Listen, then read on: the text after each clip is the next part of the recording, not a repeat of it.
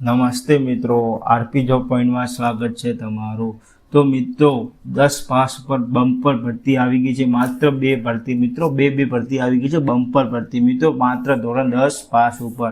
તો મિત્રો પહેલી ભરતી વાત કરીએ, ભારતીય રેલવેમાં જુનિયર એન્જિનિયરની ભરતી આવી ગઈ છે। મિત્રો કેટલી જગ્યા ભરતી પાડી છે? 3993 જગ્યા ભરતી બહાર પાડવામાં આવી છે।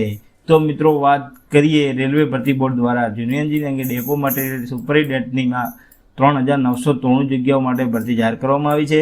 ભરતી દ્વારા 21 આરએસબી દ્વારા કરવામાં આવશે।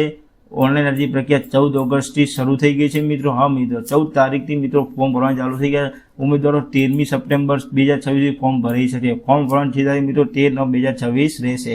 માન્ય સંસ્થામાંથી સંબંધિત એન્જિનિયરિંગ શાખામાં ડિપ્લોમા અથવા ડિગ્રી ધરાવતા ઉમેદવારો અરજી કરી શકશે।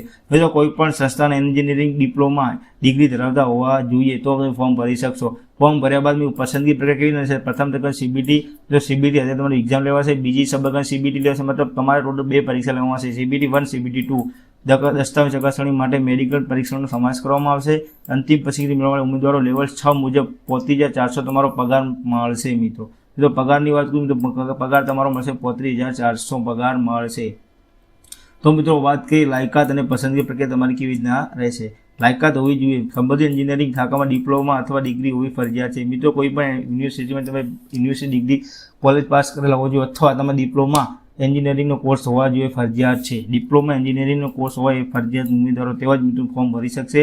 તે ખાતે પાસે અરજી કરવાની છેલ્લી તારીખ શૈક્ષણિક લાયકાત હોવા ફરજિયાત હોવી જોઈએ। અંતિમ પરિણામ રાહ જોતા ઉમેદવારો અરજી માટે લાયક ગણાશે નહીં।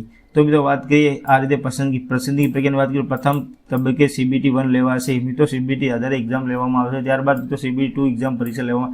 સીબીટી 1માં પાસ થયેલા ઉમેદવારો સીબીટી 2 એક્ઝામ આપશે। ત્યારબાદ મિત્રો બંને પરીક્ષાના ખોટા જવા માટે 3 પોર્ટ્સનો ખોટા જવા માટે 1 માર્ક્સ કાપવામાં નેગેટિવ માર્કિંગ રહેશે મિત્રો।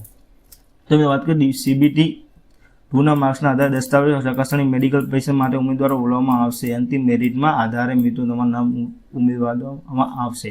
તો મિત્રો આ હતી આપણે પહેલી ભરતી મિત્રો રેલવેમાં જુનિયર એન્જિનિયરિંગ 3993 જગ્યાઓ ભરતી બહાર પાડવામાં આવી હતી। તો ફોર્મ ભરવાનું ચાલુ થઈ ગયા છે મિત્રો। 14 ઓગસ્ટ 2026 પ્લેટફોર્મ 13 સપ્ટેમ્બર 2026 સુધી રહેશે। તો મિત્રો બીજી વાત કરીએ 10 પાસ ઉપર મિત્રો બીએસએફમાં નવી ભરતી મિત્રો આવી ગઈ છે મિત્રો। બીજી ભરતી છે આપણે સીએપીએફમાં 282 મેડિકલ ઓફિસરની ભરતી બહાર પાડવામાં આવી છે મિત્રો। તો જોઈ શકો CAPF medical officer selection board દ્વારા 282 મેડિકલ ઓફિસરની જગ્યા બહાર પાડવામાં આવી છે। તો મિત્રો ભરતી બીએસએફ, સીઆરએફ અને આઈટીબીએફ, એસએસબી રાઇફલ્સમાં કરાશે। ઓનલાઈન અરજી 10 ઓગસ્ટથી 7 સપ્ટેમ્બર 2026 સુધી અરજી કરે મિત્રો। ફોર્મ ભરવાનું ચાલુ થઈ ગયા છે। 10 ઓગસ્ટથી મિત્રો 8 સપ્ટેમ્બર 2026 સુધી ફોર્મ ભરી શકાશે।